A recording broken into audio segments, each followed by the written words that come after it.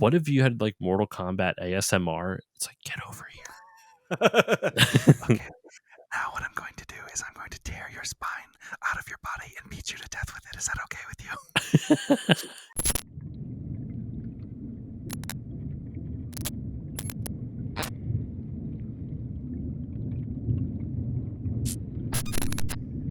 Welcome back to the Experience Point. I know it's been a long time, but I've come out of I've come out of a self-induced depression retirement because Mortal Kombat is 30 years old, which is God. I feel the gray hairs growing in as I'm saying it.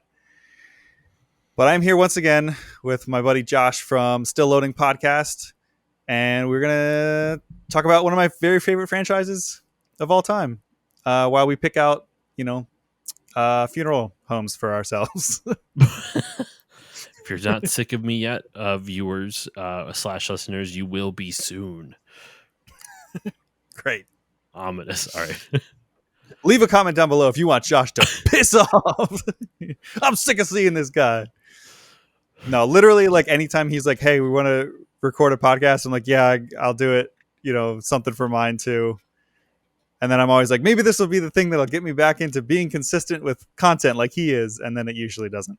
Well, don't sell yourself that much short. Remember, you have a lot more work than I do. I only have to worry about audio. You have both audio and video. I suppose that's fair. Leave a comment down below if you don't want Josh to piss off and you want more of this stuff. Or you want me to make more stuff, because I do want to get back. Yeah, I do want to get back into making live content, like doing Twitch again. As a side note, dear viewers, no, you did not enter a time machine. I did not break my hand again. I got a tattoo, a video game related tattoo, and it's a bit extreme. Yes. And it's a bit extreme, so I won't say what it is, but it's from Oddworld. So I kind of said what it was.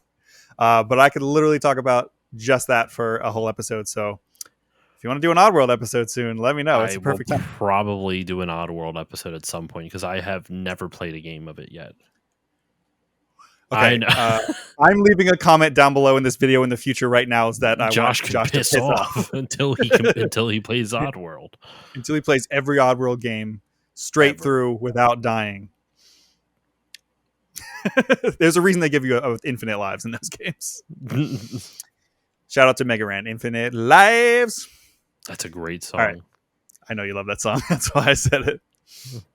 All right, let's talk MK, which is not Michael Kors. But every time I see somebody with an MK bag, a Michael Kors bag, I'm like, I wish that was Mortal Kombat. Shit out of them.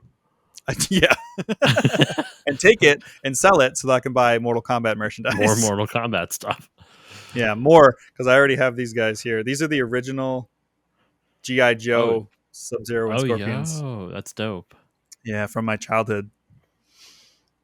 Anyway, speaking of childhood, let's talk Mortal Kombat.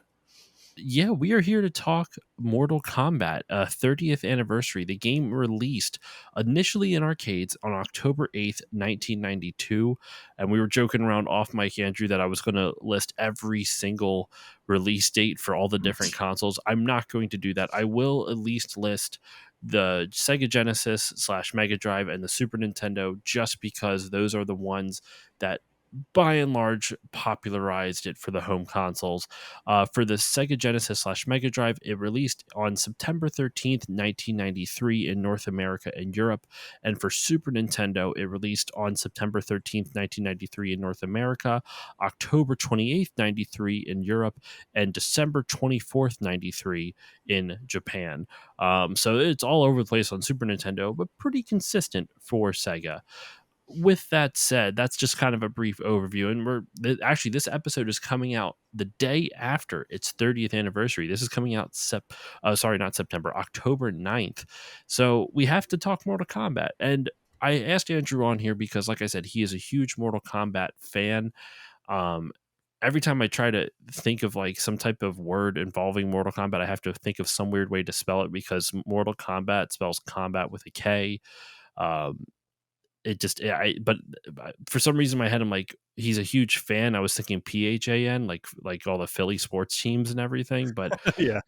my mind is getting all tangled in with these weird spellings of things. Anyway, that was an unnecessary tangent. So let's move on with the episode. He's a father now. Everyone remember that he's a father. He's got dad brain sometimes, and it's okay. This is He's running also off of 1 hour of sleep. this is also like my 4th episode in the last 5 days or something like that. So Sheesh. I'm a little wiped, to say the least. But Everybody no, sign up for the still loading Patreon so that Josh can take a vacation. I wish. Actually, but still sign up for the Still Loading Patreon, because the Still Bonding show for the $5 patrons, where me and Erica Gwynn of Monster Madness are going through every James Bond movie 1 month at a time. So there's 3 bonus episodes a month right now for $5 patrons. So anyway, I'll go over the rest of that spiel later on. But in any case, Mortal Kombat, and so hard not to yell at it. Just it's burned into our psyches that we Mortal have to do that. Kombat. Just whisper it. You just do it Mortal quietly. Kombat. What if you had like Mortal Kombat ASMR? It's like, get over here. Okay. Now what I'm going to do is I'm going to tear your spine out of your body and beat you to death with it. Is that okay with you? Fatality. all the different weird things. Anyway, so we're going to start off though with some of our personal memories of Mortal Kombat, and I'm going to start off with mine, not because I normally like to go with my guest first, but I also like to save the best for last. And I'm starting off with mine because there's nothing here. I have very little to no experience with Mortal Kombat. Most of my Mortal Kombat experience was maybe playing it at a friend's house when I was younger, which most kids that I knew didn't even have it, because I grew up in a really Christian neighborhood. And when you have a game that pretty much scared the government into forcing the video game industry to creating the ESRB, most religious parents aren't going to allow you to have that. So I did not have it. I didn't know anyone in my area really that had it. So I didn't really get to experience it as a kid. I would play it a little bit here and there. I actually think I saw the Mortal Kombat movie before I played any of the games, and I Oh man. loved the movie. I loved that movie. I still hold that that's the best video game movie of all time. You know Not what? just because I love Mortal Kombat. No, it's a fun movie. Like, objectively, it's not like the best, but it's still like a really fun movie. I was trying to see like, when did it come out? It came out in 95. 95. And I'm like, if I want to wait for an anniversary, I'd have to wait 3 more years. I don't know if I can wait that long. Yeah, I did. don't. If you want to check out an episode retrospective that I did, I want to say a couple years ago now, I think it was the 25th anniversary for it. I sat down with some friends over on the Experience Point YouTube, and we talked about it and had a great old time. The dude who directed that movie, by the way, also directed all the Resident Evil movies. Resident Evil. Yeah. And the one Monster Hunter movie, and he's married to the star of all those, Mila Jovovich. Yep. Why do you think she was in every single one? To be honest, like, because I don't have a lot of affinity for Resident Evil, not because I don't think they're good games. I really haven't played them. I liked the movies, but I also didn't play the game, so I feel like that's probably why I liked the movies. Because I'm kind of in the same camp. But I anyway, liked the first 2. I think the first Resident Evil movie is a solid movie. I think still. I actually liked the first 3. And now, sorry, this is super random, and now I'm looking at Mila Jovovich's like dating history. I don't know. Her first husband was Sean Andrews. They were married for a year, whatever, 92, and it was annulled in 92, so technically less than a year. She was married to Luc Besson, who is like a French film Wow. director who did like a lot of like the Fifth Element, which she was in, right? She was in the Fifth Element, right? She was she was Lilu. Yeah, that's what I thought. Lilu Dallas Multipass. So she was in that. She only gets roles with her husband's movies. Yeah. No, I should say that. The reason I always think of him though is I always associate him with like Euro action thrillers, because like he like worked on Taken, which is a kind of like, it takes place in Europe and whatnot, and I feel like his production company does a bunch of stuff like that. Did he do Leon the Professional? Yes. Yes, you did. Yeah. Which that's so funny. That's a that's a problematic movie. Oh, is it? Oh, Yeah, jeez. I mean it's well, Well, Luke Besson is a problematic director. He's been accused of multiple women of sexual abuse. So, uh, yeah, and so in that movie, it's like Jean Reno is like a hitman, and he like teaches a very young Natalie Portman. I think it was her first role, oh, to really? like be a killer. Yeah, it's like, oh, okay, maybe this should have been like a comic or something. Like doing it with real people is just like gives me the heebie-jeebies. I don't know. Anyway, We got way off track. segue. We went from the Mortal Kombat to Mortal Kombat movie to Paul, the director of Mortal Kombat, to Mila Jovovich, to her problematic ex-husband Luke Besson. This is what you're not paying for, folks. This is free content. Right. Well, Um, here, let me 6 yes, degrees let's of hear Kevin you. Bacon and get us Okay. back on track. So if we take one step back to Resident Evil Afterlife, Lyndon Ashby, who plays Johnny Cage in the Mortal Kombat movie, is in that. So then What? we're back to Mortal Kombat, and hey, here we are, full circle. Wow. The small Yep. world, man. But that's pretty. So that's a very roundabout way to show you how little experience I've had with Mortal Kombat. We talked about he, Luke Besson in my he history knows of Mortal he Kombat. knows so little about Mortal Kombat that we ended up on French action movies. And Well, problematic Natalie Portman roles. I was about to say Natalie right. Dortman. I don't know what that was all about. That's her That's not sister. even a She spoonerism. Patalie Natalie Dortman. Nortman would be her spoonerized name. Paddly. Okay. Anyway, Andrew, what are your personal experiences with the original Mortal Kombat game and just kind of the franchise in general? We were talking a bit off mic that you were saying you have more memories of other games, and that's fine. Let's talk about specifically this, but also how you kind of got into the series in general. Yeah, so I'm a total fake fan. The first Mortal Kombat that I got into was Mortal Kombat 2. It was way down the line, you know. Hmm. I didn't start from day one. I was like one of those bandwagon fans that got on I in mean, this. you couldn't have. You would have been I'm like, just what, kidding. 3? Yeah. So, what 92 it Yes. came out. I was 3 years old. So clearly, I didn't play that when it released. But I do have like vague memories of going to like bowling alleys and arcades and stuff, and like Hmm. seeing it there, seeing like the older kids like playing it. This is when I got a little bit older. But the very first video game I had, like not even well, I got them both at the same time. First two video games I ever got, Sonic 2 and Mortal Kombat 2. I was probably 6 or 7, and like you said, the religious upbringing, like my mom was not having that because by then the second game was out, so all the controversy was like she thought it was the devil and all that fun Full stuff. force, yeah. Oh yeah, and so my uncle who lived with us at the time was like, um, I wanted a Sega, just because I saw it on those commercials with the blast processing and all that stuff, and I was like, this looks awesome. And I didn't know anything about Mortal Kombat, but I just knew my mom didn't want me to play it, and so he was like, all right, well, I'll get it for myself. So he got a Sega Genesis and Mortal Kombat 2, and was like, all right, well, let's play it. Like, I didn't buy it for you, I bought it for me. And then the reason that like I still love Sub Zero the most to this day is because when we first started playing, he would play as Sub Zero and he would annihilate me. And so for some reason in my small child brain, I was like, oh, okay, he's Sub Zero is just the best character then. And Hmm. so when my uncle wasn't home, I would secretly like play Mortal Kombat, and my mom wasn't home. I would play Mortal Kombat as Sub Zero, and like I got pretty good, and I eventually would beat him as Sub Zero, and he like from then on like wouldn't play wouldn't play with me.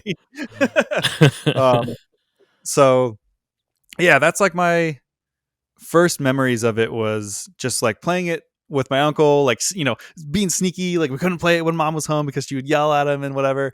And eventually, I think she found out, and my mom's what she's kind never of gonna watch it, but what kind she's of kind of a weird pushover. Don't Wake Daddy version of video games is this. Remember that board game, Right? Don't Wake Daddy? Oh yeah. What a Unfortunately, I do. what a weird name for a board game. Let's just be straight up. Like that's a weird name for a board game. But too, it just kind of made me think of like Don't Wake Mommy. Like don't she Yeah, can't find about Mortal Kombat. pretty much. Because around that time was like I would be like sneakily watching like South Park and like all the other things that what's weird. I was just telling somebody about this the other day. I was also not allowed to watch like Rugrats on Nickelodeon Really? for some reason. I think so. My mom didn't like me watching Rocko's Modern Life either, and I think it was that like kind of ugly like Ren and Stimpy early Mhm. '90s art style that she thought it was like an adult show. And I just remember her always saying like, "You can't watch that show." Like, "Oh, that Rugrats show. Oh, the way the kids treat the parents. Oh, it's The awful. Like, it's the so kids actually are disrespectful." really good to the parents. It's just the I one know, that's kid what I'm is not. saying. Well, so my cousin It's just wasn't allowed Angelica. to watch Rugrats because of Angelica, because when she started watching Rugrats, like it's not that her parents wouldn't normally let her, but when she started acting like Angelica. Oh Like she no. used Angelica as a role model. So her parents like, nope, you can't watch Rugrats because you take it in too much. Like you think that's acceptable. And I'm like, Yeah. yeah, that's a fair point. That's fair. Yeah. But eventually, so like my mom's kind of a pushover, which I feel bad saying, but is kind of the truth. And so she found out, I don't know, she came into the room and my uncle and I were ripping each other's heads off and whatever. And she was just like, Don't made like a look at the big deal screen, about it. mom. Yeah, right. Mom, no. Save But yourself. yeah, I came in here to stop him. I promise.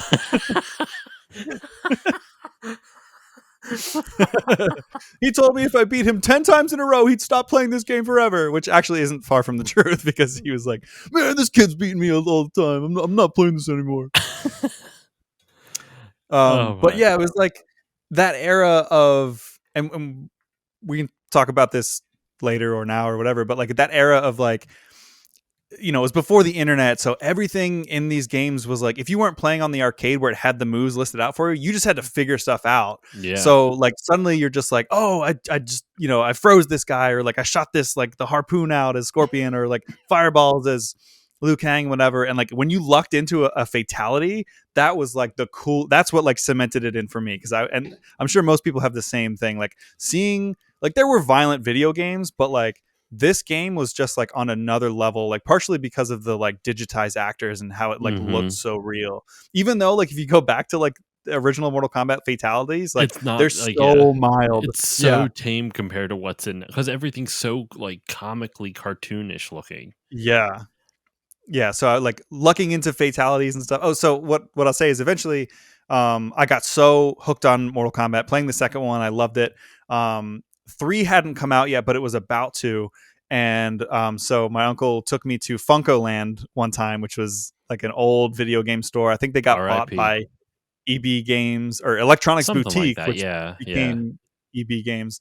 Yeah, RIP Funko Land. That was my jam. And I was like, "There's another Mortal Kombat." I don't know why I didn't realize like Mortal Kombat 2 wasn't the first game. There's another one. That's awesome. And so we got we picked up that one, and it hurts me to say it, but it's hard to go back. Like after the second one, like that much bigger Yeah. roster, much more interesting like levels and stuff, more story, more like variety of characters. Like it's hard to go back to that first one. It's a little bit sluggish, but for the importance of what it was, I still was just like, yeah, it's cool to play these crazy characters and like do the special moves and stuff. But I I honestly didn't play it all that much. Like I just kept going back to 2 because that was like the one for me. Like it was the better one. Even when 3 came out, like I love that. I played it to death, but I always still to this day like we'll go back to 2. Like it just holds so much of a special place in my heart.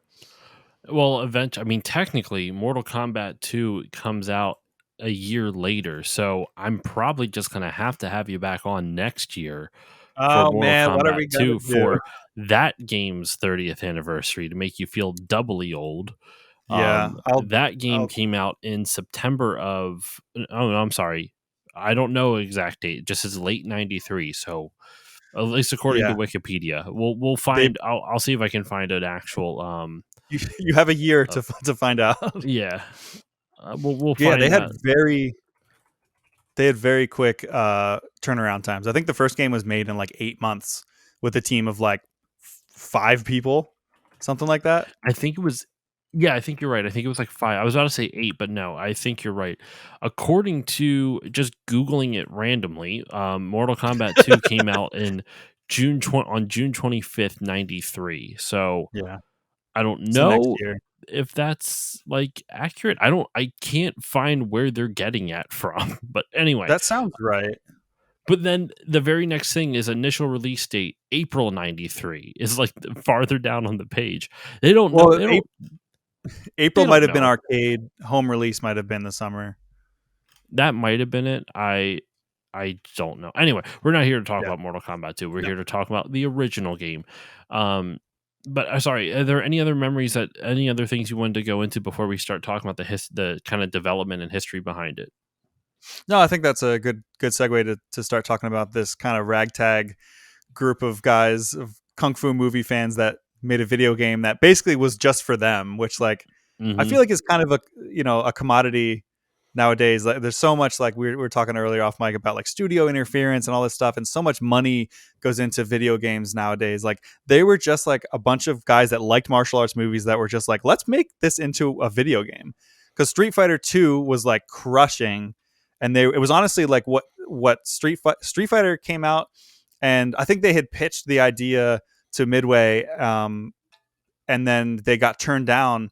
And then Street Fighter 2 came out, did gangbusters in arcade, and then Midway was like, wait, that smells like money. Go ahead and make this video game, Well, please. they originally were going to base it off of a license of the Jean-Claude Van Damme movie Universal Soldier. Yep. That fell through because JCVD couldn't, like, his schedule was there was too many conflicts, so I guess they couldn't come in to digitize him.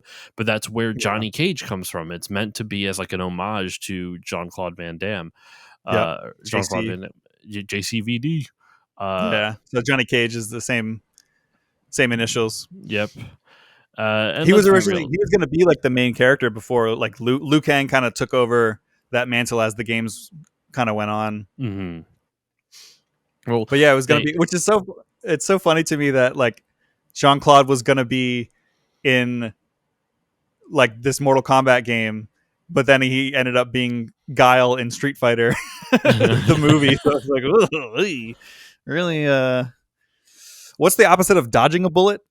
Taking a bullet? He really took a bullet on that one. I will think of it this way: he was just shooting himself with smaller caliber bullets to build up a tolerance to larger caliber bullets. I guess so.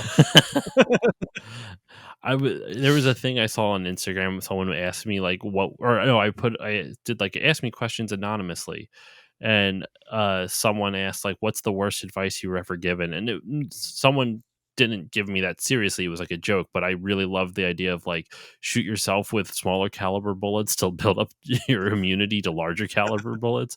And I'm like, I don't think I can post that on Instagram because of their Yeah. the rules on Insta. Like I'm pretty sure they would take that down immediately if someone Yeah, they'd be reported it. like, so you're telling kids to go shoot themselves is Yeah, what you're doing? exactly. You're banned for life.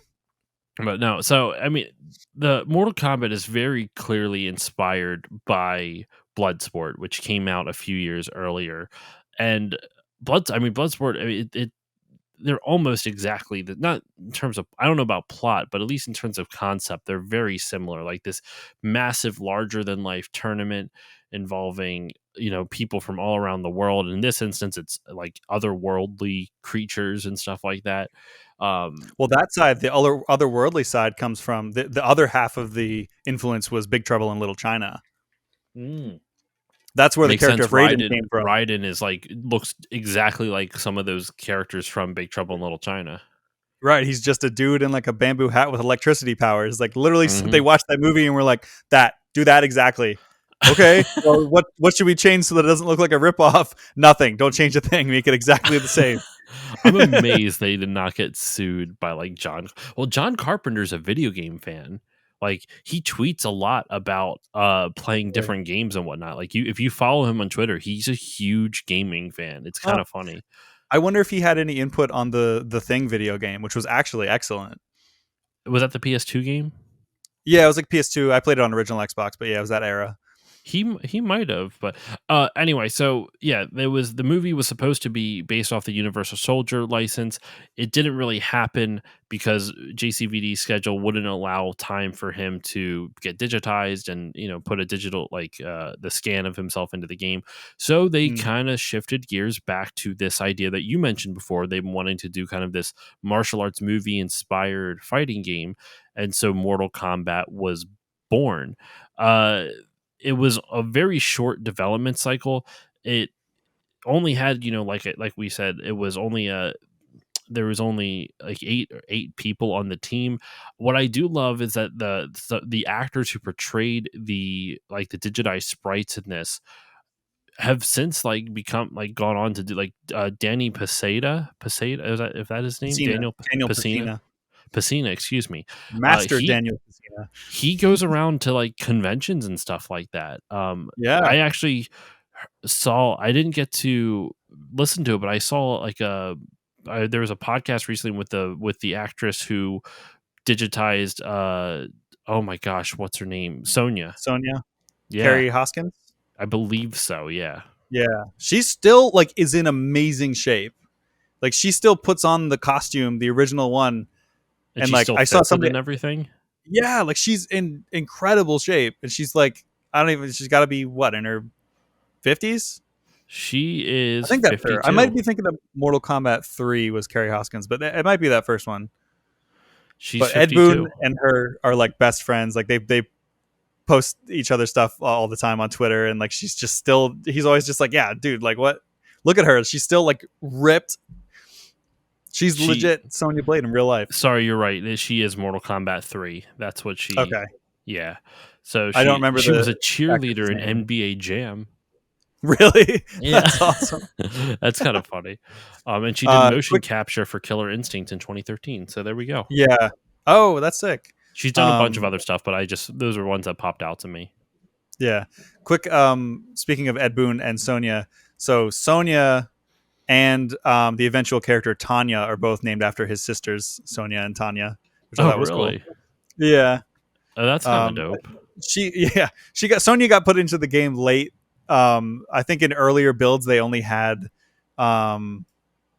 I forget the last two characters that were added. It might have been Kano and Sonya, but I'm not entirely sure. But I know there wasn't a female character, and they got a little bit of flack about it when they showed it to when they had test audiences play it.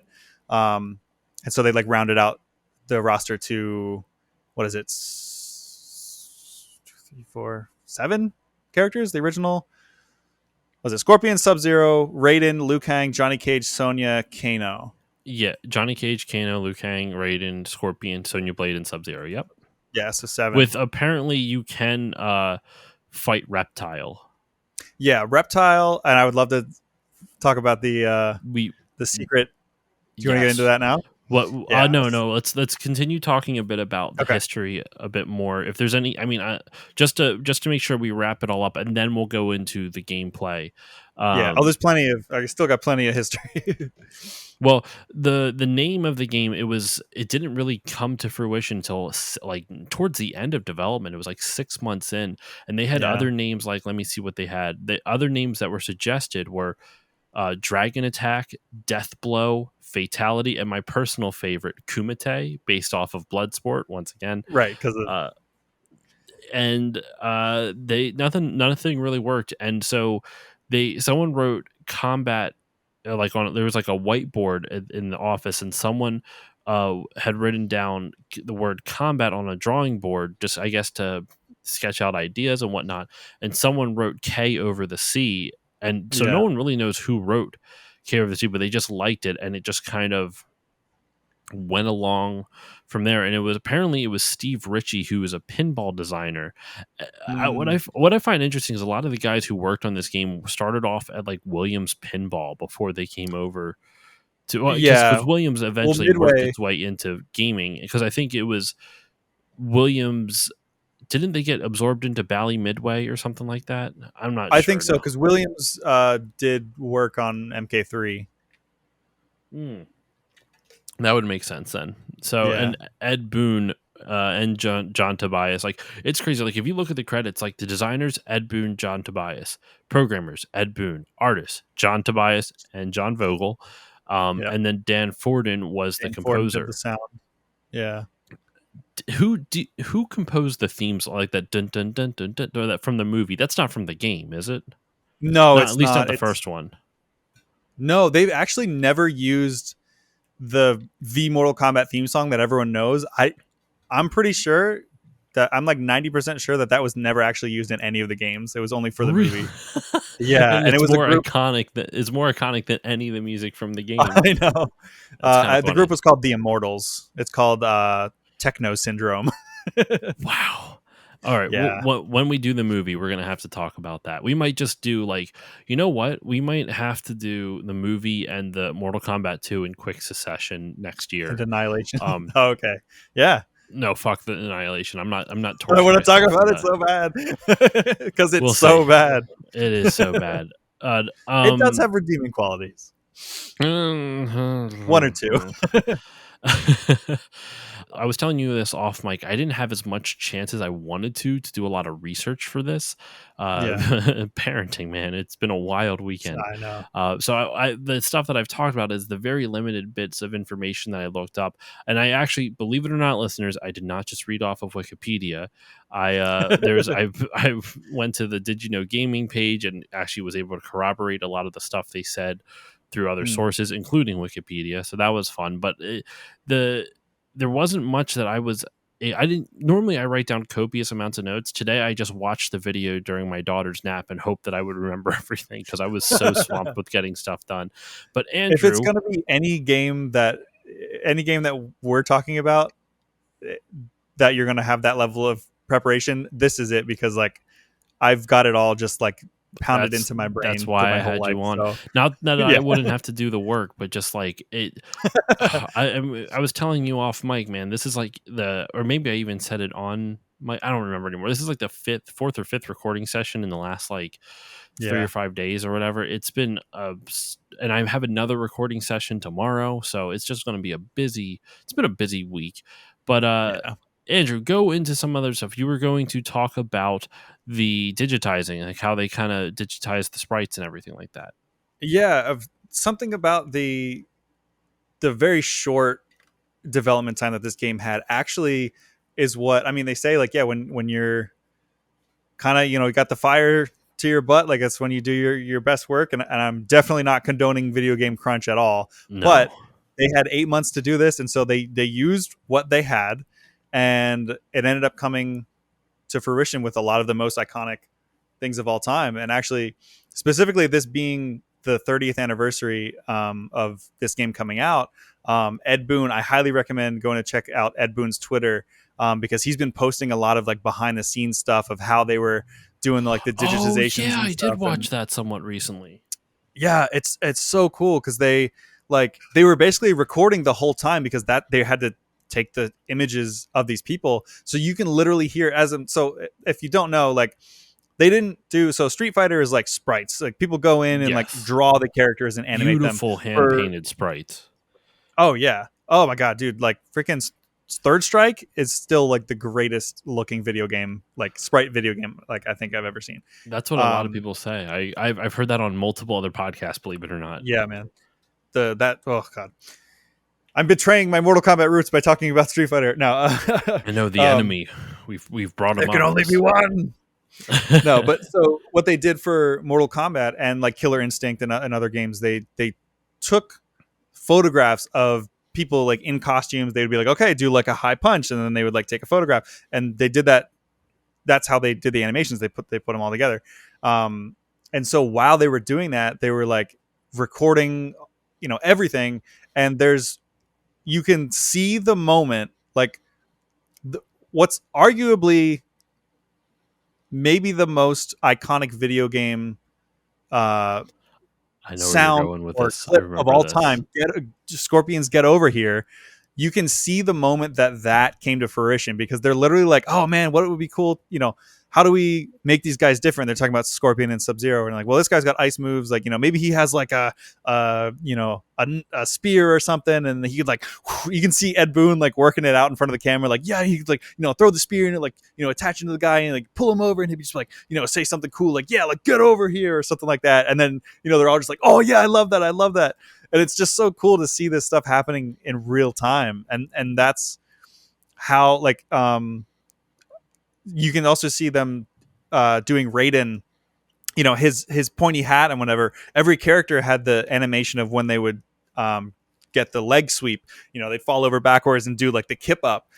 And the character of Raiden, when he was doing it, his hat would always go flying off. They couldn't get the hat to stay on, and they were like tying it to his head, and it just kept looking weird, and just wasn't working out. And they were like, okay, well, you can hear somebody's probably Ed Boon or maybe John Tobias say like, well, he's made of electricity or whatever. So what if he just kind of like reassembles? And that's why, like, to this day, like Raiden's get up animation is just like the lightning teleport like beam thing, because Yeah. they couldn't get his hat to stay on when they were recording it for the very first time. It's so cool how like such a little thing like that can become like so iconic.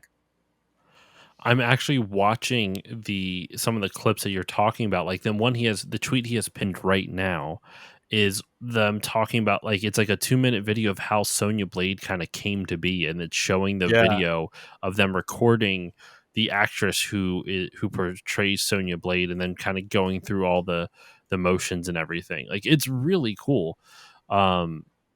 Yeah, I totally forgot that he was doing that, because I watched a similar video to that Mhm. that he did. That's awesome. I love it when developers are willing to celebrate their own history, because Yeah. too often they don't do that. Like, I mean, it's like pulling teeth from Nintendo to get, like, they have a bizarre combination of celebrating their own history, but never in the ways that the consumers want. Yeah, it's like you have to do it our way, or like, yeah, or like they'll shut down tournaments like for Melee because people are using Like code that allows for net play or right. something like that. Yep. Yeah, it's like, But well, like, how do then if you don't want people to do this, then support it, release it again on the Nintendo eShop or whatever. Like, do you not want money? I don't know. no, it makes no sense. But so it's just cool that Ed Boon does that, and I completely Yeah. forgot that he was doing that in honor of the 30th anniversary of the series. Like, um I'm actually going through his Twitter timeline right now. He retweeted the video of Jean-Claude Van Damme dancing. You know that gif of him like in like the tank top and like the jeans, and he's doing the weird hip Yeah, and he's talking about if we could get Jean-Claude on and like in a game or something. I don't know, but that'd be so and funny. right, just and have him meet Johnny Cage or something along those lines. Yeah, How crazy would that be? yeah. Yes. Well, So John Tobias. mm, Okay, no, no. I was just gonna humble brag real quick. John Tobias retweeted my Scorpion TikTok that I made. Oh, really? Yeah. How's your morning going? Because I found a scorpion in my shoe today. Didn't even think we got those here. Let's try to get him out. Ah! Doesn't have very many views compared to the other one I did of my broken mug that has like 1.7 million views for some reason. But John Tobias actually retweeted it, which was funny. And then he like posted a picture of like an actual scorpion and was like, we actually just did get one in our house. And I was like, oh no, watch out for those low pokes. That's fantastic. I hope that you get. That's so funny. I watched Yeah, that. You sent me that video too, and I I was did. like, Yeah. I totally thought for a second you were serious, like you found a scorpion in your shoe. I'm like, are you Yeah. shitting me? What? It was this guy. It was this one. Anyway, is there anything else you want to go into before we start talking about the game? I think that's it. I'm sure I'm filled to the brim with useless knowledge about this game. So if anything else comes up, I'll blurt it out. But that's all that I can think of. Well, then I think what we should do to kind of go into the gameplay itself is, like I said, Andrew, this episode is your episode to shine, because I don't have a whole lot of connection with the series. I don't have a whole lot of connection with I it's one of those things, I've said it a bunch of times. a bunch of times on the show. I love fighting games from a distance. I don't like playing them. I find them Oh, I know. infuriating. I I don't know. enjoy the grind of, because to play anyone, almost even the nicest person in the world, I can see how much they enjoy beating me, and I don't like that. Like, it feels, I don't like it. It just seems dirty. I don't like that. Yeah, it It definitely never feels does. like and I understand that, like, your friends aren't there to be your teachers. You're meant to have fun, but I just don't find fun. I I don't understand how to learn combos from playing other people, because I don't. Right. It just, you have to play so many times just to get anywhere near competent, and it's just the feedback loop of the gameplay itself is just not fun for me. It just isn't. I don't find any enjoyment from it. But I love the Yeah. communities around fighting games. I love the lore within Mhm. different fighting games series. I like I like watching people play them, because I find competent people, I like watching competent players play the game. But when I try to sit down and play it, it's just like pulling teeth. It's like I could be playing something so much more fun than this right now. But that's, well, just to be clear, listeners, that's subjective. So, Mortal Kombat fans, I'm not attacking the game. This is purely a fault of my own. But regardless of all of this, actually, there is one major fucking thing we have not talked about before we get into the gameplay. I The can't controversy. believe we haven't, the controversy. We haven't talked Yeah, about the contra. we I bet you touched on it. But there is probably people screaming into their earbuds, being like, What? Talk about the controversy." Or more appropriate named for this, since it's a Mortal Kombat episode, your earbloods. That was a dumb I thought joke. you were Never just going to mind. say controversy with a K. Oh, that's even better. That's a better joke. Earbloods is a reference to a joke from another podcast, and I'm like, no one's going to get this. This is just for me. It's a deep cut. um, to no one else except for me. If anyone's has listened to the James Bonding podcast, you'll know the reference. But that's it. Anyway, the controversy surrounding this game. We talked about how violent this game was, and that was controversial. But what was more controversial is that this game specifically, as well as a game called Night Trap, was cited in Hmm. a court hearing, in a Congress hearing. Basically, it was one of the games pointed to show, like, this is corrupting our kids. The violence and sex in these games, even though Night Trap has like no sex in it at all, it's creepy, it's weird, and it's unsettling, but there's no sex in it per se. No. Um, but like Mortal Kombat was definitely more violent than people were accustomed to for the time. So it's no surprising that it had that much, it brought that much attention to it. But this game is directly, like, it caused it helped bring about the creation of the ESRB, the game industry's self-regulating body, to show, to for consumers to understand, like, okay, what is the content in each of these games? Like, are they meant for kids? Are they meant for teens? Are they meant for adults? That kind of thing. And this game is one of the reasons that it was this, and Night Trap, and other such things. And in fact, before the ESRB came to exist, Sega took it upon themselves, and that's why if you look on some Sega games, they have like an MA13 rating. I believe, excuse me, I believe Yeah. actually, I actually I think have, those. I was going to say. I think those old. yeah, my copy of Mortal Kombat 1 over here has MA13. My copy of Mortal Kombat 2 has MA17 listed on it. I guess the second one Mhm. was more violent than the first one. Um, I I'd say like I so. said, Yeah. okay, yeah. See, I know nothing about the. I know enough about the series to know the characters' names, and obviously some of the catchphrases. Get over here, Mortal Kombat, fatality, babality, Finish him. finish him, friendship, Yeah. all that fun It's stuff. it's interesting. It's interesting. You mentioned the like the Genesis. One of the things that due to all this controversy is that the Super Nintendo version of Mortal Kombat, you had to enter a code to have blood, which is just to me, like as a kid, I was just like, it's the inferior version for other reasons too, but for the fact that it's like that's the point of the game is the blood, and you had to enter a cheat code to be able to have the blood, or else it's like sweat. It's like they do the blood splatter, but they're It, gray instead. It's like, why is everybody yep, so it, sweaty? Why are they sweating out big globs? Ugh. they're just perspiring so much. Perspiring, excuse me. Yeah, So no, you're right, and we two of the biggest things we just did not bring up the controversy as well as the difference between the Super Nintendo and the Genesis one. Like the Mortal Kombat on the Genesis was a big deal for Genesis. It really helped sell Genesis consoles a lot quicker yeah, than Super Nintendo. Like at this point in the console's life cycle, it was outselling the Super Nintendo.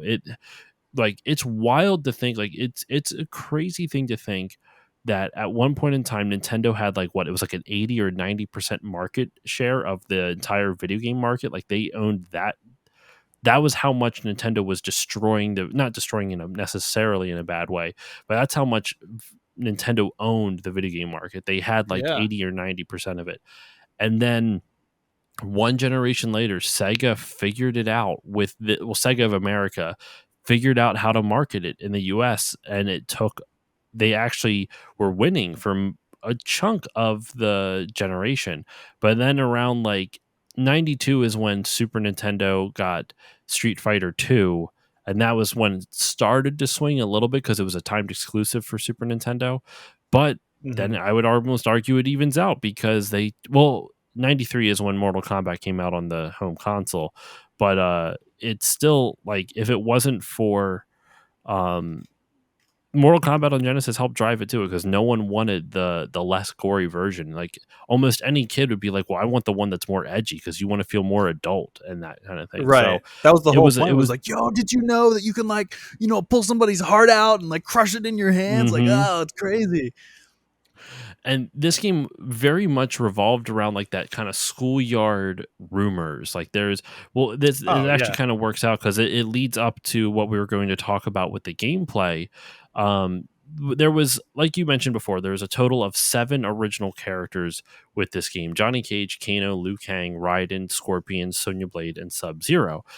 Scorpion and Sub Zero are palette swaps of each other. I believe what is Scorpion, like kind of like a brown silver, or sorry, brown and goldish type of thing, and then Sub Zero obviously is blue. They all the ninjas were black and then a color. So like Scorpion is black and yellow, Sub Zero was black and There blue, we go. Reptile was black and green, But and could so you on. play as Reptile in this first game? You could fight Reptile, but could you play as You could fight. Reptile? I don't think so. But like most of the secret characters, Reptile, as we know him today, isn't. He was just a green ninja that had Scorpion and Sub Zero's moves and was really fast. He didn't have the acid spit or the force ball or the any of the the same thing with He Jade in wasn't Mortal his own Kombat 2. character yet. Yeah. Right. He didn't really have an identity until Mortal Kombat 2. He would take the mask off and he'd have the lizard head and he'd eat your head and Hmm. shoot the acid and stuff. And then in that one, like Jade was a secret character, but she doesn't have the identity that she did with the staff and the stuff that she has now. She was just Kitana and Melina together and really fast. Like that was a pattern with that. Hmm. And so wait, Jade was in this game as well as a character you could fight. No, she was in 2. She was into. Okay, sorry, She was in I was just 2 confused in by that. in a secret character way, the same way that Reptile was in 1, and then wasn't a true character until 3, like properly.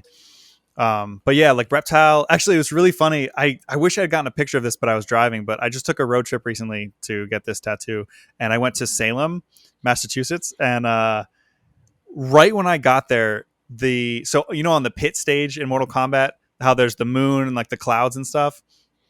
Every No, but now and go on. then, okay, everyone else, there's like clouds and moon and stuff, and like in the background, and if like a witch goes over the moon, I think that's like the first trigger to fight Reptile. And I was like, I was in Salem, Massachusetts, like, very witchy place. And I literally I Hmm. looked up at the sky, like as I was driving in, and I was like, this looks exactly like the pit from Mortal Kombat the original Mortal Kombat pit stage, and I'm like, a witch very well could fly across the moon right now, and it would be absolutely appropriate because of where I am. And I was like, I'm gonna fight reptiles soon. This is awesome. But Is it yeah, and then you awesome? had to. No, well, no. I mean, if that's how I die, if it's like, oh, by the way, Mortal Kombat characters are real, and they killed somebody who was in That'd Salem, be the way you'd Massachusetts, want to I'd be like, go. I guess that'd be fine, if that's how I go. But yeah, you have to fight, and then I think once that happens, I think you have to hit down and start or something, and then you have to get I know much more about the later games, but I'm pretty sure the next thing you have to do is get a double flawless on your next CPU fight without blocking. You have Oh to. wow. And those games were hard. Like those first couple, like were brutally difficult. So getting a double flawless against the computer without blocking, and then so when you're on the pit, and then you go to the bottom of the pit where all the spikes are, and then you fight Reptile. That's wild. Yeah. Well, so that brings me to the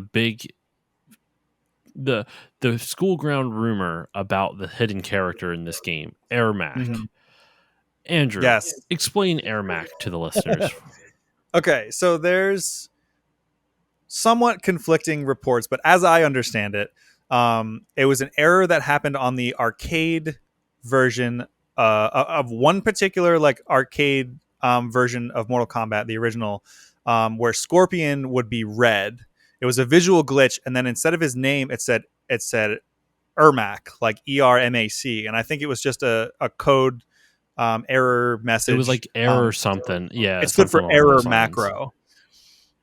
Yeah. And so much like Reptile, that became like a thing like, oh, Ermac is a secret character, whatever. And then would eventually become a proper character down the line 2 games later. Same thing with Scarlet in Mortal Kombat 2. There was like a glitch where Katana would be red, but her name didn't change at all. And so people were like, oh, is that a secret character? Is that Scarlet? She wouldn't become a character until Mortal Kombat 9 in 2011. So like there Hmm. was a huge jump there. Oh But wow. yes, Yeah. yeah, that's one of my favorite things about this series is that like most of the characters have like really cool interesting things like that where they would start either as like a glitch or as a joke in terms of like in the way that like Rain, the purple ninja, Hmm. Purple Rain started as like a joke character, and then they made him real because people were like, wait, what was that? Because he was in the attract mode of I think Mortal Kombat 3 or Ultimate MK3, I think 3, and he's just on there for a quick second, and there's a purple ninja named Rain just as a literal joke because Ed Boon likes Prince, and so then they made him a real character. um or in the development of Mortal Kombat 1, there was a character who was going to be like a special ops.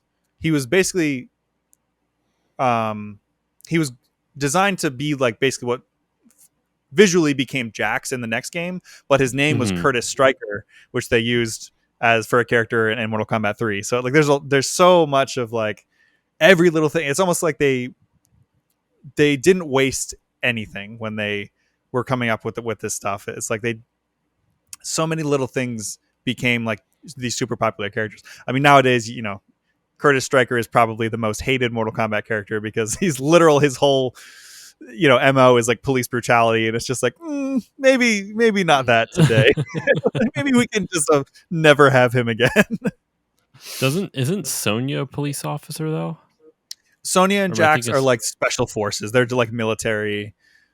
I still So think like it's so like uncomfortable to watch her just like shoot somebody in the head in the newer Mortal Kombat games. yeah. Well, one of A the little comfortable. things a little, yeah. One of the things that again that I also love about this game is that like I said, these guys just loved kung fu movies, and like John Tobias worked in comics and stuff. So like they they just made like a playground like of stuff that they would want to see, and Hmm. I saw it described in a post somewhere that like Mortal Kombat, especially like 3 onwards, because in MK3 they started introducing a lot of the like more modern stuff like the cyborg ninjas and like a lot of the like modern day soldiers and stuff like that. And it's somebody described Mortal Kombat, and it's present in the first game too. Someone described it as like what it feels like to be like a kid playing like with your toys, like just your random assortments of Hmm. like my GI Joe guy is fighting this like lizard guy creature, and like and there's like, especially as you get later on in this series, there's vampires, and there's like it's just like they're just all over the place, and just because it's the different realms, and like, and even that, like, as another thing, like the lore of this series is so dense, and it started in MK1 because that was something that they wanted to do that like Street Fighter wasn't doing, which was like having stories for all these characters. Like, remember in the arcades, it would be like show you the character and like a little blurb about them, so you had like a little bit of backstory, or like you could start putting these You things had some together. And connection to them. yeah, it's like Shang Tsung was a sorcerer that came to whatever because of you know the whole 10 tournaments thing, and like all that was just like side stuff that like they built up. And I remember listening to it. There's a hilarious podcast called Mortal Podcast that I love, Mm-hmm. that Ben Meckler, the host, had John Tobias on, and he said, yeah, we basically wanted storyline wise to have it be like Star Wars. Like we didn't want to be like, okay, this is the beginning of the story. They wanted it to be like, yeah, start like Star Wars. This is episode 4. We're in it. Like, this is like serious now. We're in the 10th tournament. A bunch of stuff happened beforehand. And if we lose, then like the Earth will be, absorbed.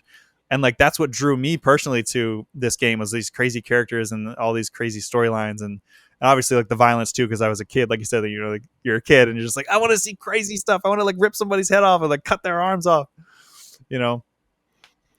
Sorry, fanboy moment. No. You end the fanboy moment on violence, which I think is a little telling, Andrew. But no, but no. Yeah, you're right.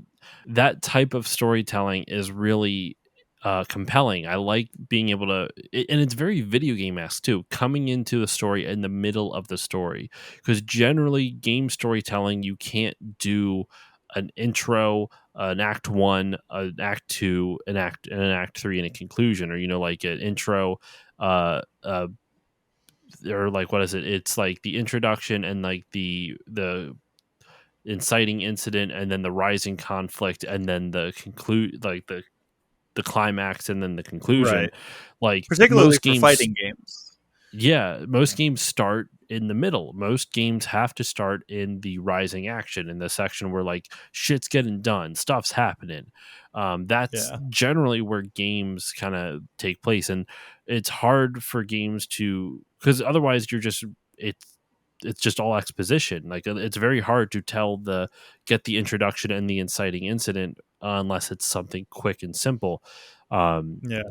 there are a few games that pull it off. Thinking of like Last of Us is a really good example, where they show the beginning of the zombie apocalypse and the tragic event that happens to Joel in the beginning, and then it doesn't, then it jumps ahead forward a bunch of years, and you understand the world that it's in right away, and you understand Yeah. everything you need to about Joel's character from that opening mission.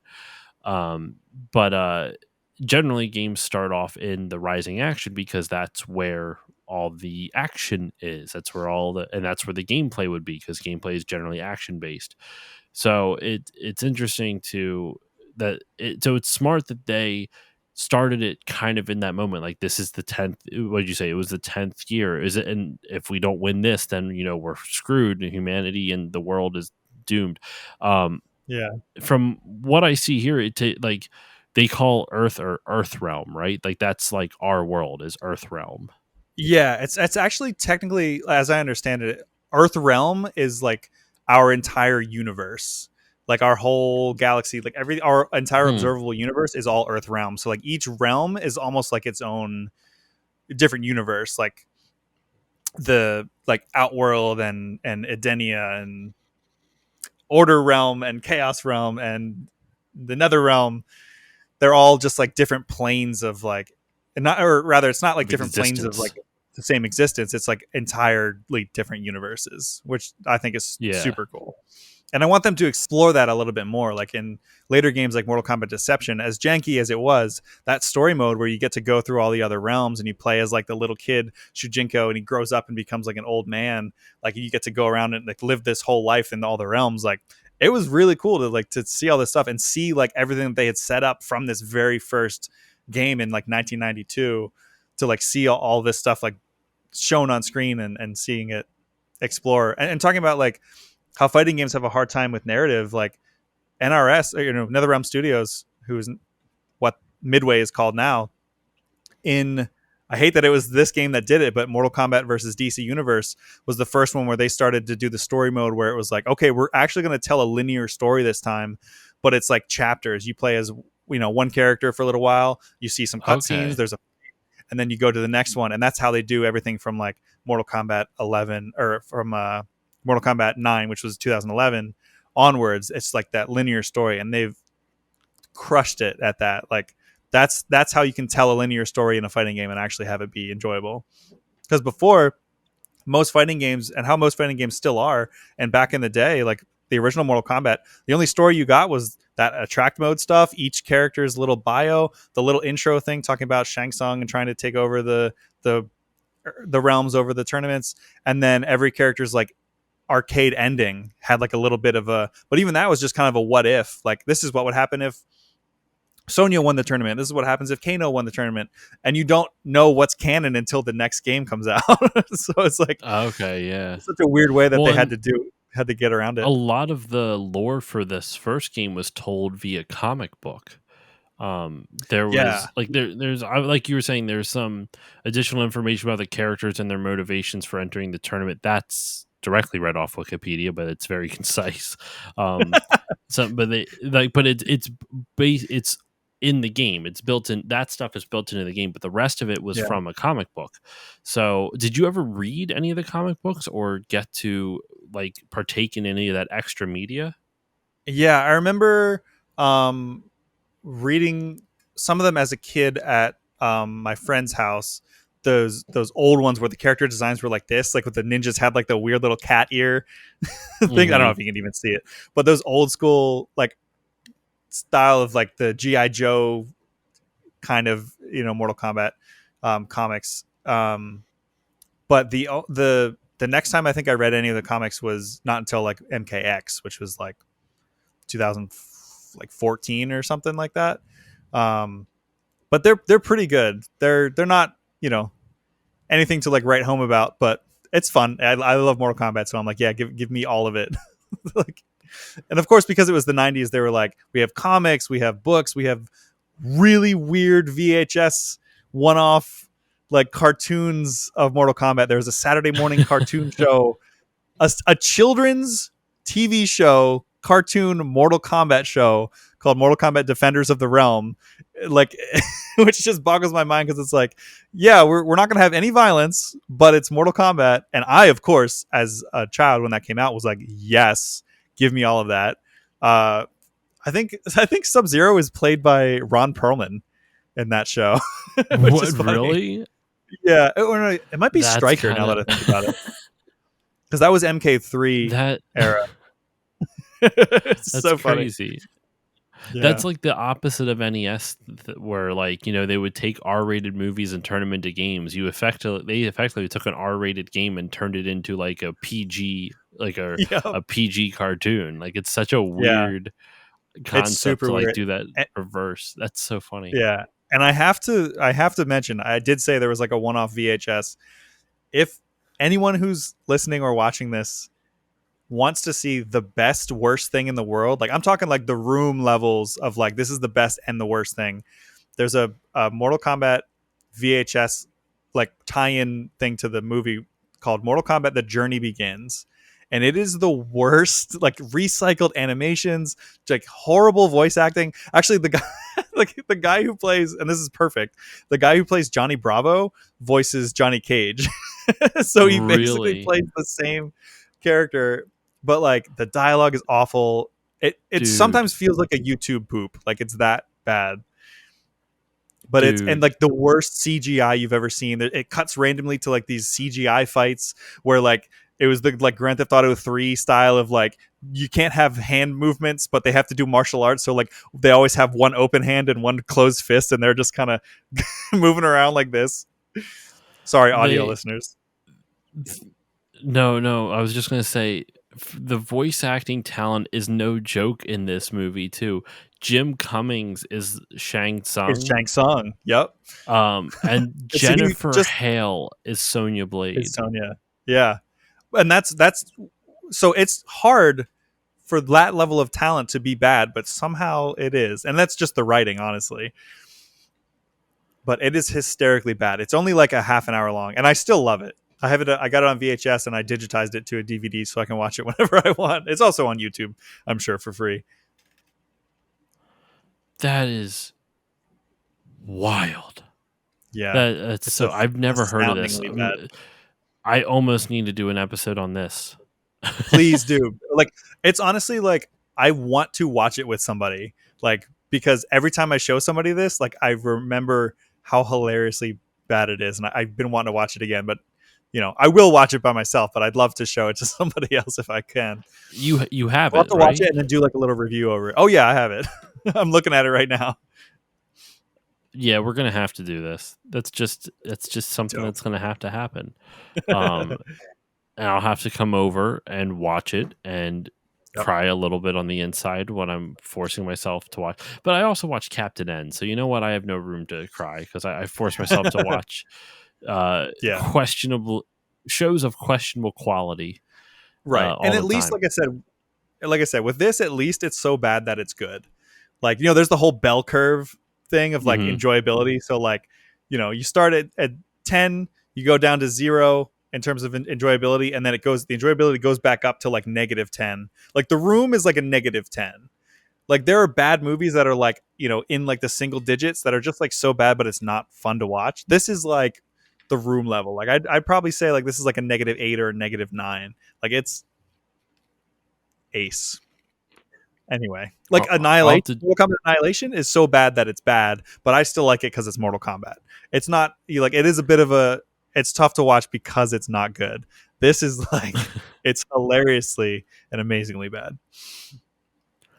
Now, Anyway, a couple other things I wanted us to touch on. One, what is the basic plot of this first game? From what I'm seeing here, it's just because we've talked all around it. Like we've talked about the tournament and whatnot, but like this specifically, the basic like backdrop for this specific tournament is that um I mean the whole from what I understand, from what I remember, especially from the movie, Shang Tsung is banished to Earthrealm, and he for 500 years he has, with the help of this monster Goro, won Mortal Kombat, and after a certain number of victories he will be able to go back to his realm and they will merge or something like that, right? Like what's the um, like we've talked nebulously about how if Earthrealm loses its tournament then they're screwed, but we right. haven't really talked about what the actual plot is. Okay, I'm gonna do my best Ben Meckler impression. Please listen to Mortal Podcast. He starts every episode off like this.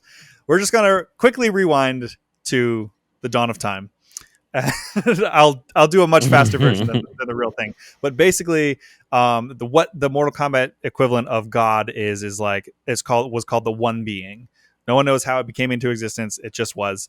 The One Being created all these elder gods, and they were like delegated to the different, like there's titans that were like for time and space and stuff, and then these elder gods were like delegated to like lower ranking whatever and relegated to the other realms and stuff. And one day they were like, you know what, or no, they weren't the realms yet, they were just like subservient to the elder god and or to the One Being. And the elder gods were like, hey, we don't want to have a boss, why are you telling us what to do? We're gonna kill you and cut you up into a billion pieces. And so they do, and that's what becomes the realm. Yeah, they take these things called Kamidogu daggers, which become a thing in the later games. They basically kill God, cut it up into like a billion pieces, and each piece of this God becomes the realms. And so they don't want the realms to reform, but they want life to have choice and what is it, like autonomy and sentience and stuff like that, and free will. So they're like, okay, so we'll just create. It's like in a weird cosmic way, like human nature, or like the nature of life, to want to conquer each other is really like the will of the one being wanting to reform itself. So they were like, so we don't want this to Hmm. happen. We do want free will, so we're just going to make it really hard. So if your realm wants to merge with another realm, which basically means like you take it over, it becomes part, like they literally just kind of like fuse, like the fusion dance from Dragon Ball Z. Yeah. They'll go. You have to beat it in 10 Mortal Kombat tournaments in a row, which is just you get your greatest fighters from one realm and fight the one from another. If they win, then that's like one becomes the Mortal Kombat champion, and the champion of the realms becomes immortal. Or rather, like they can be killed, but they don't die from old age. So like the original Kung Lao was like 500 years old because he was the like Mortal Kombat champion. So Hmm. Outworld was like, yeah, okay, we're gonna conquer Earthrealm, and so they won previous to the original Mortal Kombat games tournament. They won 9 tournaments in a row with the help of from Shang Tsung and Goro, the big forearm guy. And so where the first tournament or the first Mortal Kombat picks up is like, okay, so this is our last chance. So that's why there's like the high stakes. And Shang Tsung is like the sorcerer that's working for the Emperor of Outworld, who wants to absorb Earthrealm. Earth World or Earth Realm. Yeah. Whew. Okay, and Shao Kahn is the Emperor of Outworld. Yes. Okay. So Yep. that's the basic premise of the game. And Goro is like the big 4-armed, muscular, crazy dude from. Was his design always like that? Or was it just something? Because I only know his movie design. Was his design in the game similar to what it was in the movie? Oh yeah, like they pretty much did it spot on. The original game design for Goro was like a little bit more squat. And they did a claymation model for him. So he's like this like weird clay, Hmm. like Jason and the Argonauts looking guy. And so but he originally, so for some reason his story, like his race, the Shokan, are like half dragon, even though they don't have any like dragon type features. But that's, I guess, why they Would you have. say his nose kind of has like a dragon esque type of vibe to it? I remember I his don't nose was super weird. I don't think he even has a nose now that I think about it. He might just have like the little slits. Um or maybe he does. I think it has changed. His design's changed over the years, but yeah, he's the forearm guy. They live for like thousands of years. They're super powerful. He was like the champion of Mortal Kombat, and just like literally decimating everybody until Liu Kang comes along and he's like, "Not today, dickhead," and he kills him. That's exactly Yeah, what you're happens in right. the He just game, has a word for word. he doesn't look like a dragon at all. I'm looking at a picture of him now. He's just got Yeah, like an 8-pack of abs right. and like 2 sets of like areolas. um, it's Yep, very that's uncomfortable looking. classic video game design. Funnily enough, Oh they yeah. do eventually have a character named the Dragon King Onaga, who has nothing to do with Goro's race and actually is more dragony. Hmm. He's like the big bad Interesting. from later on. Anyway, Um. Okay. So that's the basic premise of the game. I just wanted to kind of talk about like what the general like the general story was, because we kind of talked around it nebulously and kind of talked about all the world building that Mortal Kombat has done and that this game set up, like it, by the fact that it started off in like this is the 10th and final time of the Mortal Kombat tournament. Otherwise Earthrealm will be merged with Outworld, Outer World or Outworld. It's just Outworld. Outworld. um it it allows them to expand upon it greatly. Like they can do so many different things before, after, they can do whatever they want with the story. With all of that said, I do think we should at least, at the very least, talk a little bit about just the core gameplay. And I know it's hard to kind of talk about fighting games in terms of gameplay, because for someone like me, the layman who doesn't know much about it, it's just, you have one character on one side, another character on the other, and then whoever wins, like you have punches, you have kicks, low punches, high punches, like low kicks, high kicks, depending on the game, depending on how each game is designed, and you have special moves, and it's someone like me who doesn't know fighting games, it's very simplistic. But I understand, like, especially because I know I have you and a bunch of other friends, Casey and my friend Jay. Like, each of you are like masters in specific fighting games. Casey with Tekken, Jay with Yep. Soul Calibur, and you with Mortal Kombat. So I think a good way to approach this for people like me who don't notice the subtle differences other than the difference in special move names. Um, what separates Mortal Kombat from other fighting games? Like, what makes it? What is its you? What makes it unique? Besides the gore, I should say. Like, what at least for you? I know it's going to be hard because I don't know how well you remember the first game, but like we're trying, we're sticking to the first one. What makes like? Well, you know what? Let's do this. What does Mortal Kombat 1 do different than Street Fighter 2? That's because that was its Um, contemporary. right. That's a great place to start. So funnily enough, when Street Fighter 2 came out, I remember hearing that Ed Boon was playing it, obviously because like it was Street Fighter 2, it was huge, and he was like, I want to do everything that game is doing, but like in the opposite. So like, Street Fighter is very like um, theatrical and like like the what later even more so later on, but in Street Fighter 2 it was much more like colorful and kind of cartoony, and Mortal Kombat wanted to take like a more grounded like adult approach because home consoles were coming out, and so like arcades really weren't so much like for kids anymore, so like we can make something like super violent and make it like the movies that we like, that like Mortal Kombat's like, or for like Street Fighter's like that's like for kids, and we want to do something for adults. So just the fact that it's a little more grounded and it's a little more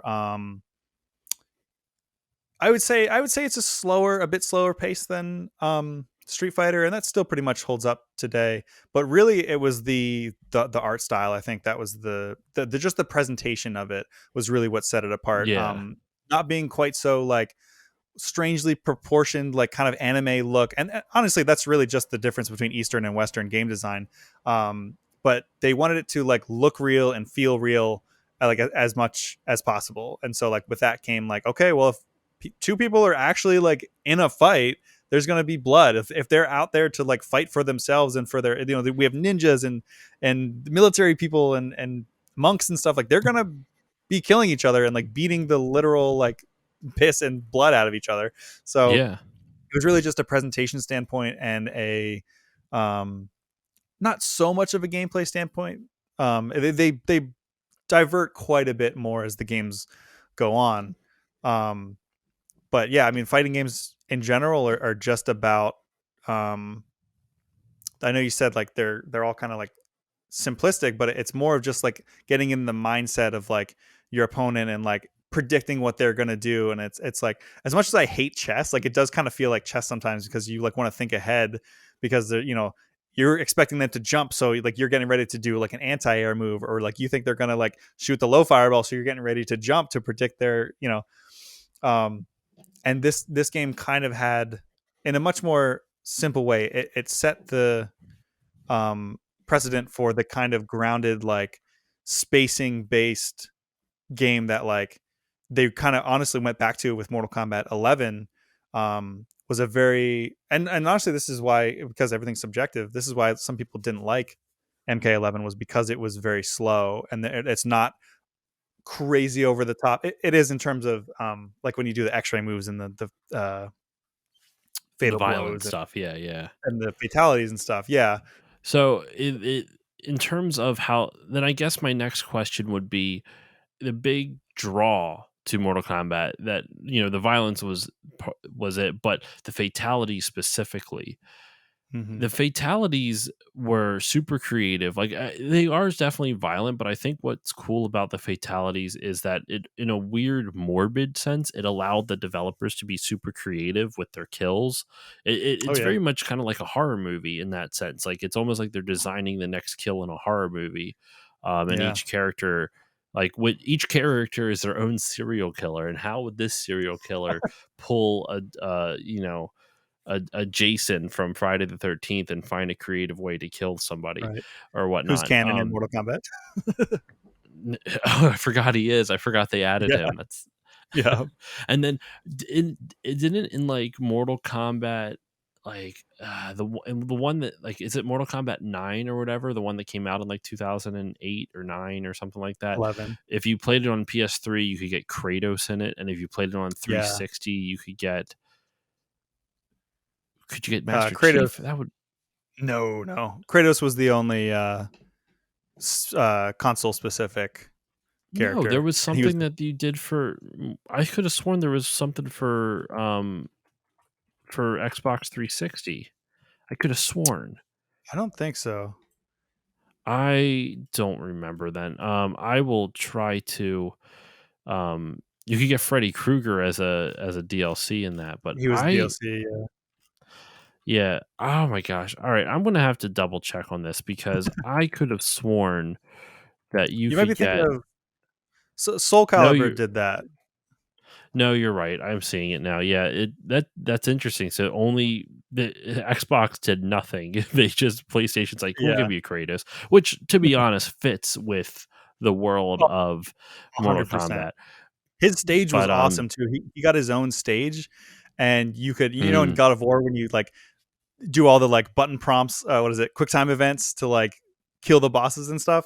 You do that if you do a stage fatality on his. You can choose like all these different traps to like drop your oh, opponent into, that's and you're like cool. pushing the buttons to do it. It'll be like square, circle, triangle.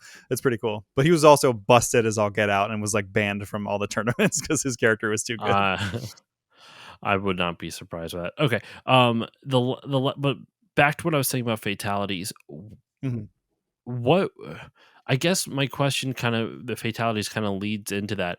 What were the combos like in this? Because I think about when you do a Hadouken in like Street Fighter, I always it's like a quarter circle and then I forget what it is. So like, Yeah. what was the type of moves or inputs that you would have to do for Mortal Kombat? Was it the same kind of quarter circle type of things, or was it like up, down, left, right, or like what types of inputs? I guess specifically would you have to input in order for fatalities? I understand it's different for every character, but just kind of in general. In general, it's actually pretty uniform across the board. That's another thing that differs Street Fighter and Mortal Kombat. Like you said, Street Fighter Hadoukens are like quarter circle. You think about like the arcade sticks, like I have here, like they're designed for like sweeping movements. But Hmm. they really wanted to focus on like the home because things were moving away from the arcade, sadly. So they really wanted to focus on like the home market, and so like their special moves are all most of them are like two directions. Like you do like Sub Zero's ice is like down forward, not like a Hadouken like quarter circle down forward, but literally just like down and then forward and then a punch. Like Scorpion's spear is like back low punch. So it was usually like a double in a back or double forward or like a down forward or a down back. And they were pretty and the fatalities were like 3 buttons, 4 buttons. Like Sub Zero's like spine rip is like forward, down, forward, high punch. Like they weren't that hard to do, but in the earlier games, you only had like maybe 2 seconds to do it. Like when we went to that arcade recently, we were playing Mortal Kombat, and I was like Yeah, trying yeah. desperately to like I felt like such a fake fan because I was like I know the fatalities, but they literally was like it'd be like finish him, and then your character falls over, and it's like you get like such little time to do it, that's why it was so like if you could do it and you're ready for it and you could do these crazy like finishing things because no other games had this. Like Street Fighter had the like you get the last hit and it does the slow mo like you win. Yeah. This was like a final like fu to your opponent. Like no, I'm going to like embarrass you in front of Could rub it everybody. in your I'm, opponent's face a little bit, like I beat you. You're dazed, so now I'm gonna get to beat the shit out of you or do a fatality. right. Yeah, and that was like you said the thing that really differentiated this game from anything, and honestly is what made it famous because it's the violence, it's the ESRB, the controversy, and what it's still what they still uphold to is like the most comical and over the top like violence you can legally put on a video game. I mean, the newer ones are just nuts where you see like x-ray things of like bones getting broken and all this Yeah, other wild stuff. But I think we should intestines start and stuff. wrapping this. I think we should start wrapping this up. We've gone on about the story, the gameplay. We've gone on about its development history. I think we should wrap it up here with some final thoughts, real quick. I don't have much for myself on this one. I listeners, I do these types of episodes here where my guest honestly does a lot of the heavy lifting, not because I'm necessarily disinterested, but it's just something where I try to bring on people who are passionate about a specific game or super knowledgeable. Andrew here happens to be both, and also he's one of my closest friends, so it Oh, all kind of works out. But the the reason, besides just having them on, it's for me as well, not just to make the episode better. Otherwise, you'd be listening to me spout a whole bunch of nonsense that I don't know, that I pretend to know about.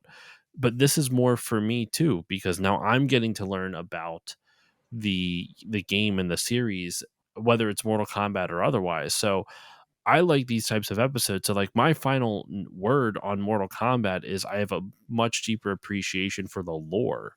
Specifically, mm. I had no idea about the whole creation of the universe and how there was like this godlike being that got killed by his own creations and split up into these daggers. Like, what a fucking wild story! I love it. That's Um, the tip of the iceberg too, man. It gets I wacky. believe it. We should just do a whole lore dump episode, just Mortal Yo, Kombat lore, Mortal I lore. will. I will do it with zero prep.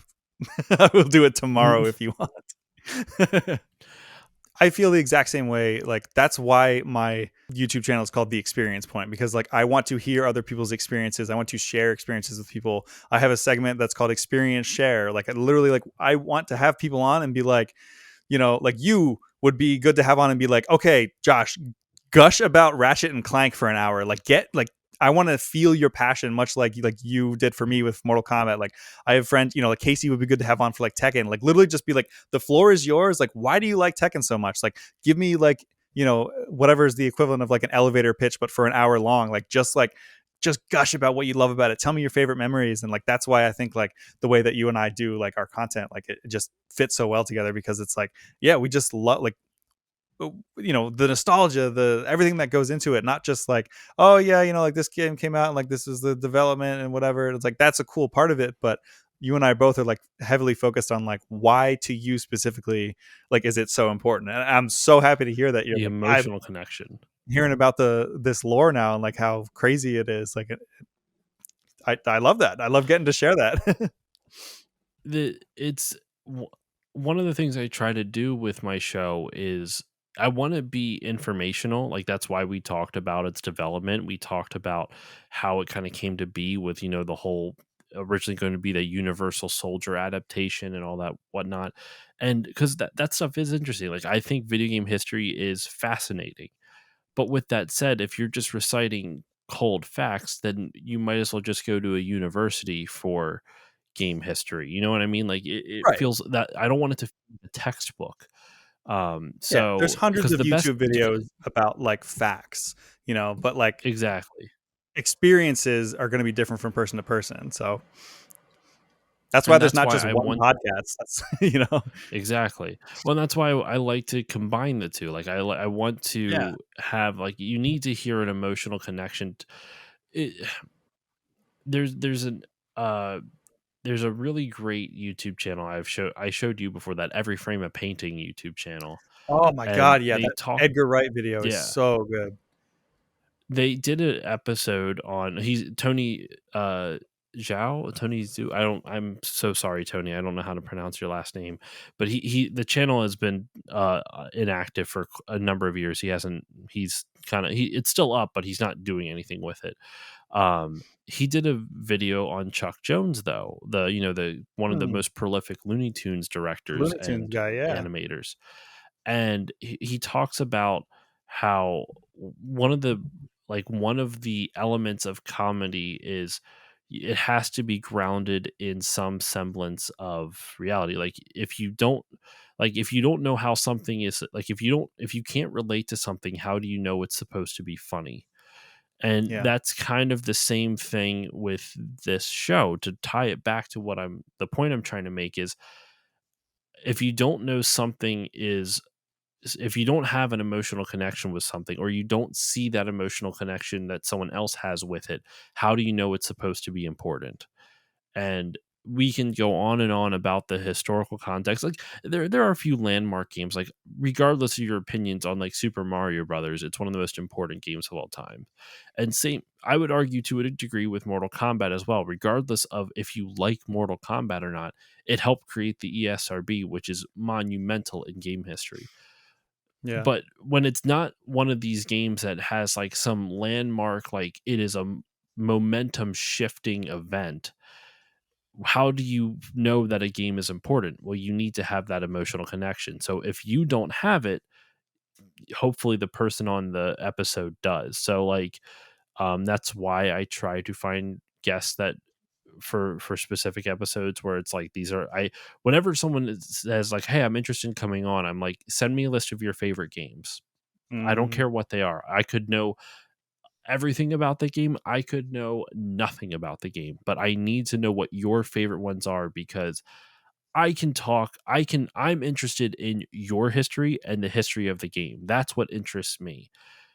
But if I didn't like, but I can't do, like, if that's all I have, I can't hold a whole podcast on my own. So I want something you're passionate about. And I've made the mistake of having some people on where I'm like, hey, I want to do this episode. Would you be interested? And they say, yeah. And then we get on and they have nothing to say about it. Yeah. Um, I'm I'm not going to mention names. I can tell you off mic who I'm thinking It's of, me.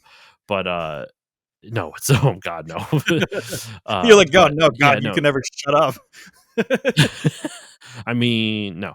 But I, like I said, my experience and my final word, my final thoughts on the original Mortal Kombat, one of the most important games of all time. It helped create the SRB, but also it created this amazing, crazy franchise that's still one of the most popular fighting game franchises today. So, Andrew, your final thoughts, and this might be a long-winded one because mine was pretty long too. So, what are your final thoughts on Mortal Kombat?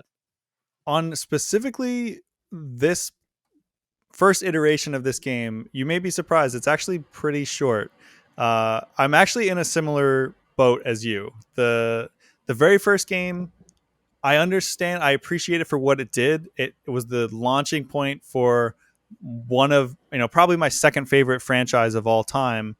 Um, and but it's the game itself is like not my favorite one. It's probably, aside from like maybe Mortal Kombat versus DC Universe, it's maybe my least favorite Mortal Kombat to play, like to go back and play, just because I prefer like 2 and 3, like Ultimate Mortal Kombat 3, or the newer ones like MK9.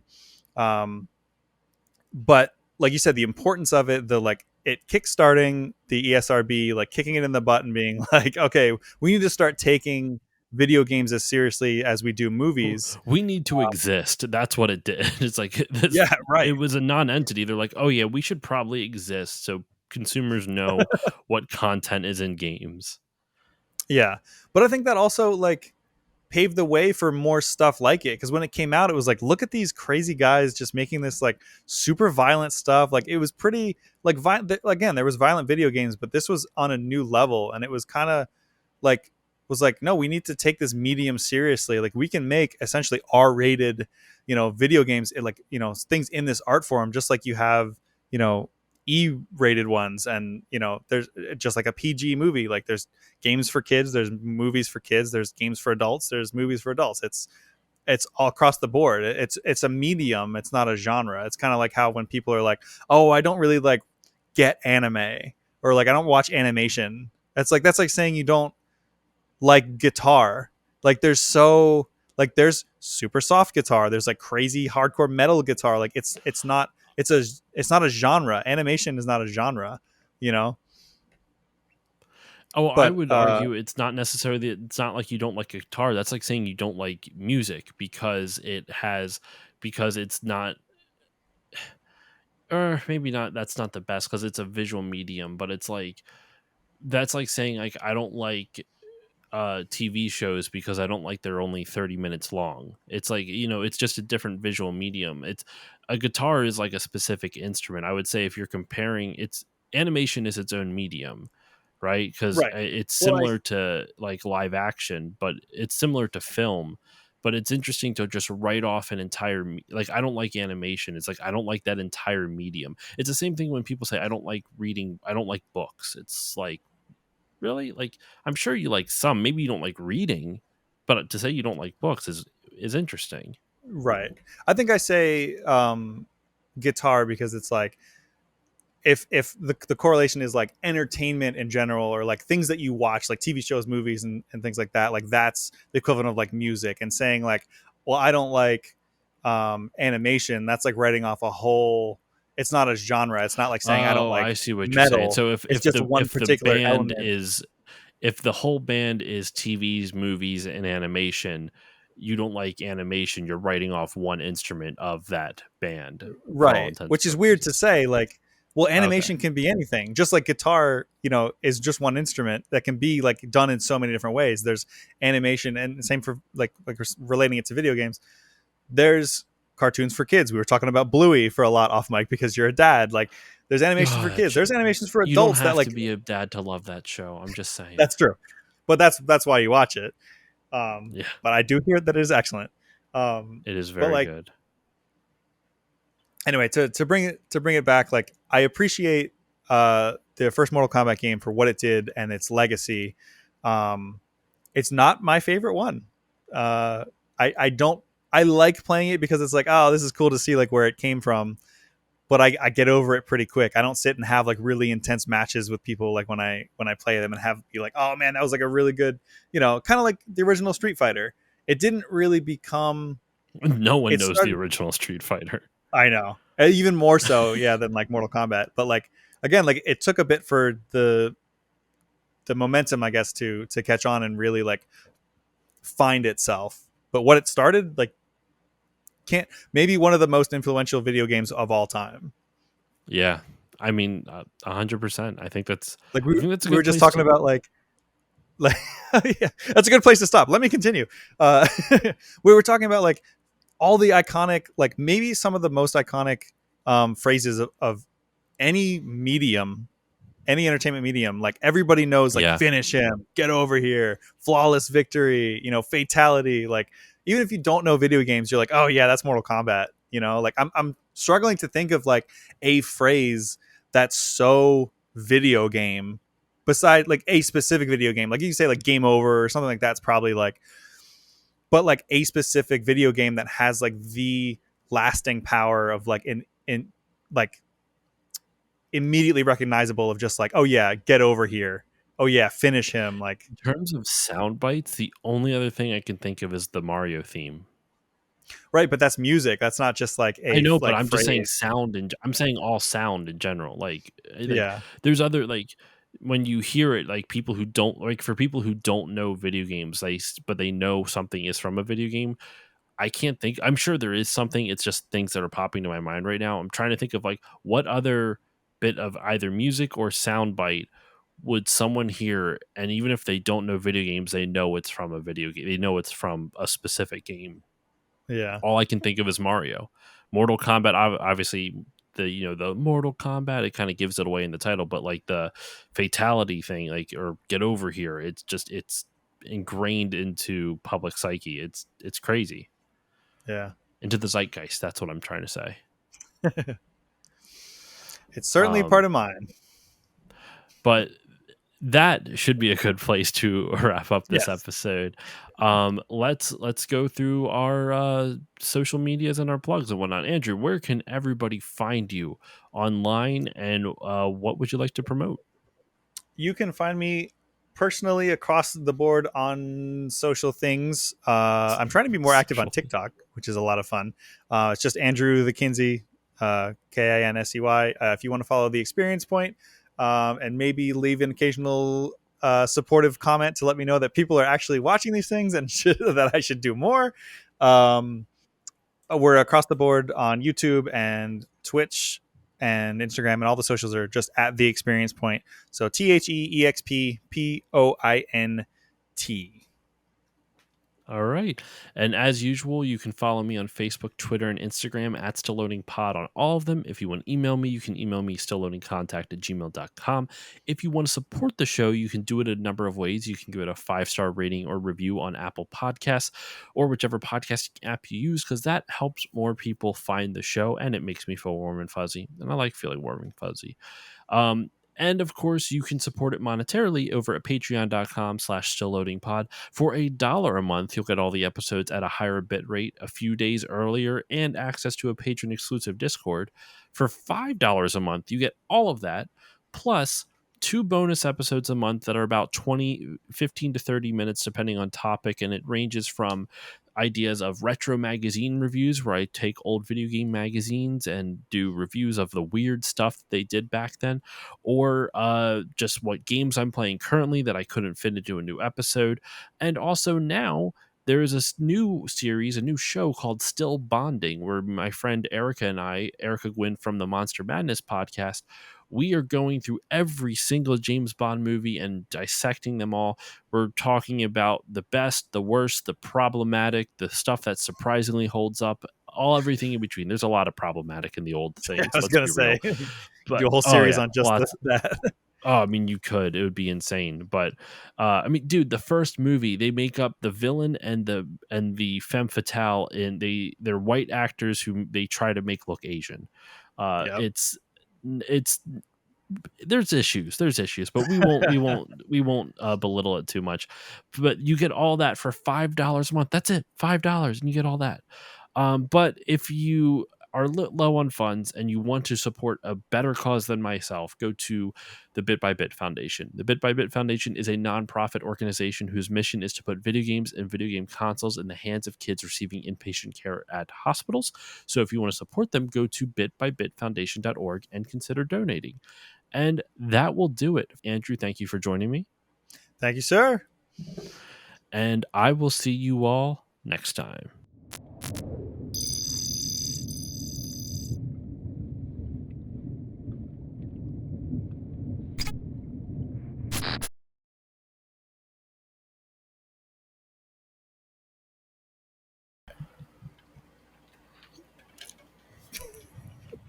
Josh over here just drinking on the job.